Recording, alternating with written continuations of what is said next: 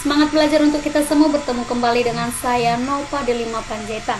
Anak didik kami yang kelas 10, bagaimana kabarnya? Semoga dalam keadaan sehat selalu.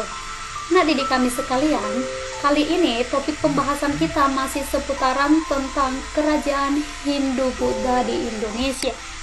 Ini adalah pembahasan yang kedua, yaitu kerajaan Tarumanegara.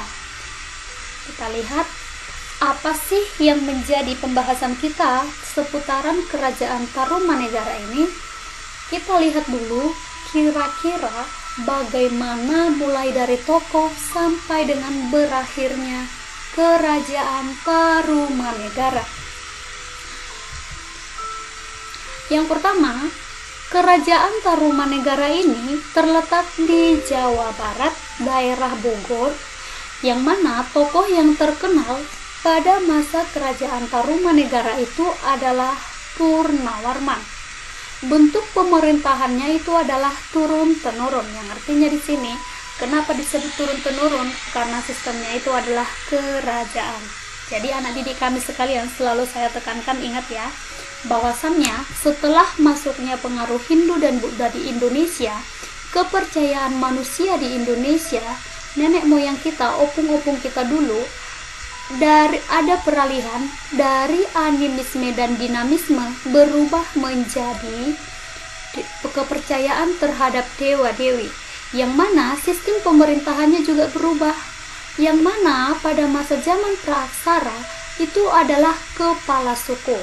Kepala suku dipilih berdasarkan pemilihan suara terbanyak meskipun dalam tingkat sederhana, yaitu melalui sistem primus inter pares, yang artinya adalah siapa yang paling kuat, yang bisa melindungi anggota kelompok atau bawahannya, maka itulah yang dijadikan sebagai kepala kelompok atau kepala suku. Sedangkan pada masa masuknya Hindu Buddha di Indonesia, sudah masuk pengaruhnya Hindu Buddha ini, bentuk kerajaan di Indonesia itu, bentuk pemerintahan di Indonesia itu berubah menjadi kerajaan, yang mana seorang pemimpin itu, raja atau ratu itu, diambil dari garis keturunan sang pemilik istana kerajaan, yang artinya penguasa kerajaan. Jadi yang artinya di sini kepala atau pemerintahan itu dipegang, kepala negara itu dijalankan, atau suatu kerajaan itu dijalankan oleh berdasarkan garis keturunan gitu ya. Jadi kemungkinan di sini kalangan masyarakat menengah ke bawah yang gak akan ada kemungkinan untuk masuk bagian dari kerajaan gitu ya. Kemudian agama pada masa kerajaan Tarumanegara itu dipengaruhi oleh agama Hindu, akan tetapi aliran Waisnaya. Berarti kenapa ini disebut Hindu Waisnaya? Karena si Purnawarman ini dikultuskan sebagai Dewa Wisnu gitu ya. Oke, dari mana sih kita mendapatkan semua bukti-bukti yang berhubungan dengan sumber sejarah kerajaan Tarumanegara? Yang pasti anak didik kami sekalian, sumbernya itu melalui peninggalan prasasti gitu ya. Nanti Miss akan memaparkan prasasti apa saja dan apa isi prasasti tersebut gitu ya. Kemudian anak didik kami sekalian, selain prasasti, sumber sejarah kerajaan Tarumanegara ini ada juga melalui perjalanannya si musafir Cina yang namanya Fahian. Dia menceritakan dalam bukunya bahwasannya dia pernah singgah di mana? Di Tarumanegara. Saat ngapain? Saat perjalanannya pulang dari Cina ke daerah Hindia. Jadi di sini sebagai salah satu bukti atau pembuktian bahwasannya keberadaan kerajaan Tarumanegara ini ada, oleh karena adanya bukunya si Fahian yang menceritakan bagaimana kisah perjalanannya, di mana kisah perjalanan tersebut dia pernah singgah di Tarumanegara gitu ya. Jadi anak didik kami sekalian, kerajaan Tarumanegara ini merupakan kerajaan tertua di Pulau Jawa gitu ya. yang artinya adalah kerajaan Tarumanegara ini merupakan kerajaan kedua tertua di Indonesia gitu ya, yang mana struktur pemerintahannya itu lagi-lagi saya tekankan bentuknya kerajaan, dan kehidupan masyarakat itu dari sektor pertanian. Kenapa bisa disebut sebagai sektor pertanian?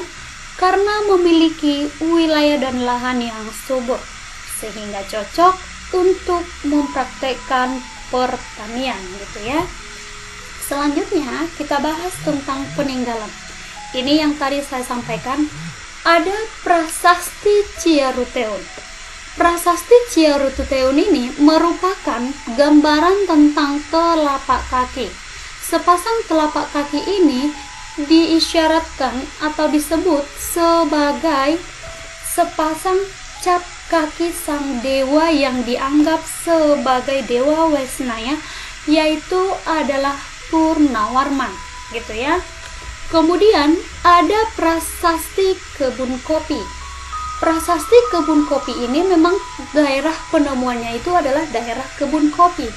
Kemudian dinyatakan di sana bahwasannya ada dua bentuk telapak kaki juga, tetapi kaki gajah gitu ya. Bisa kita lihat anak didik kami sekalian, ini dia telapak kakinya ada dua gitu ya, yang mana diprediksi ini merupakan telapak kaki gajahnya si Dewa Wisnu, yaitu adalah Raja Purnawarman. Selanjutnya ada Prasasti Tugu. Prasasti Tugu ini merupakan prasasti yang menyatakan atau yang mengungkapkan bahwasannya bagaimana keberadaan, keberlangsungan kehidupan pertanian atau ekonomi masyarakat pada masa kerajaan Tarumanegara. Kenapa saya bilang seperti itu?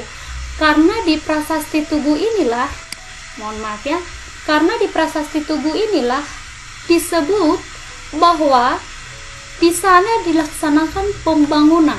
Pembangunan apa? Pembangunan saluran air. Saluran air atau disebut dengan Gomati, yang memiliki panjang kurang lebih 11 km atau sekitaran 1012 tombak. Selain itu, di Prasasti Tugu ini sendiri menggunakan huruf Pallawa dan bahasa Sanskerta ini bisa dilihat ya. Jadi selain itu disampaikan juga bahwasannya pembuatan candrabaga atau disebut dengan istilah penggalian sungai gitu ya. Penggalian sungai atau pembuatan candrabaga. Jadi dari sinilah diprediksikan bahwasannya salah satu mata pencaharian kerajaan Tarumanegara di sekitarnya juga adalah merupakan sektor pertanian gitu ya. Kemudian ada Prasasti Muara Cianten. Prasasti Muara Cianten ini belum bisa dibaca sampai saat ini. Jadi keterangannya belum bisa diprediksi apa yang menjadi isinya, tetapi gambarnya ini ya anak didik kami sekalian ya.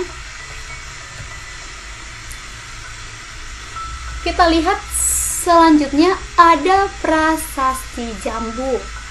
Prasasti Jambu ini menyatakan tentang bahwasannya sanjungan kebesaran, kemudian kegagahan dan keberanian sang Raja Purnawarman. Jadi yang berisi tentang sanjungan, kegagahan, keberanian sang Raja Purnawarman itu terdapat di Prasasti Jambu gitu ya. Selanjutnya ada Prasasti Lebak. Prasasti Lebak ini boleh kita lihat gambarnya. Di Prasasti Lebak ini disampaikan atau dituliskan tentang bagaimana memuji kebesaran dan keagungan Raja Purnawarman gitu ya. Selanjutnya ada Prasasti Pasir Awi. Kita lihat dulu apa sih isi dari Prasasti Pasir Awi ini. Pasir Awi ini disebutkan bahwasannya terdapat pahatan kaki. Pahatan kaki ini dianggap sebagai kakinya Raja Purnawarman gitu ya.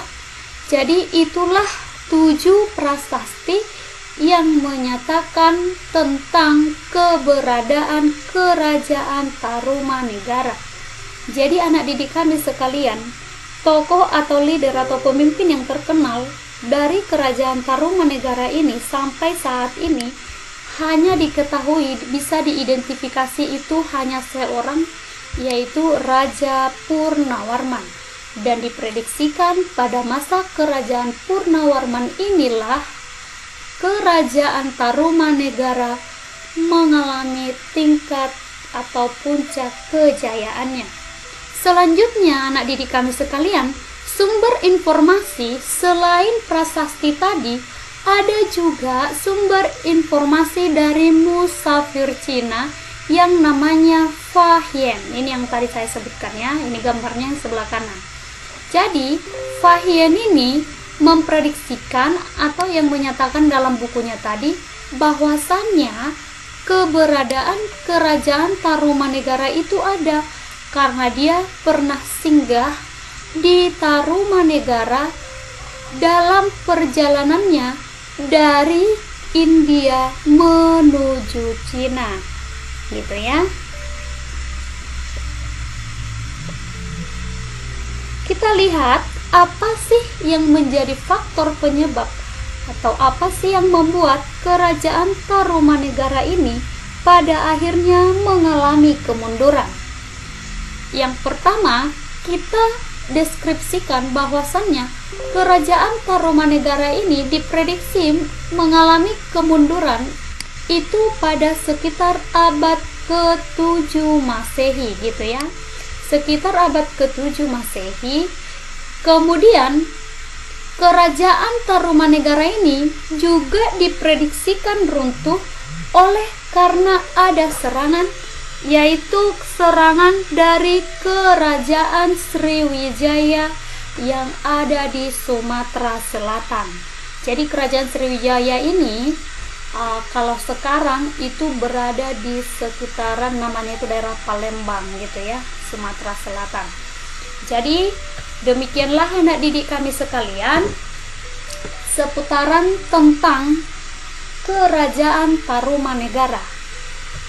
Semoga bermanfaat dan untuk menambah wawasan perbendaharaan dan untuk memperdalam literasi anak didik kami sekalian, silahkan membaca buku sebanyak-banyaknya. Kemudian selain itu bisa juga menonton video lainnya berupa apa? Berupa film dokumenter maupun YouTube dari sumber referensi lain yang berhubungan dengan materi pembahasan kita ini, gitu ya. Jadi anak didik kami sekalian di sini disampaikan bahwasannya jangan fokus hanya satu sumber. Perbanyak referensimu, perbanyak perbendaharaanmu supaya wawasanmu lebih luas. Demikian dari saya, sampai bertemu kembali dengan saya. Terima kasih.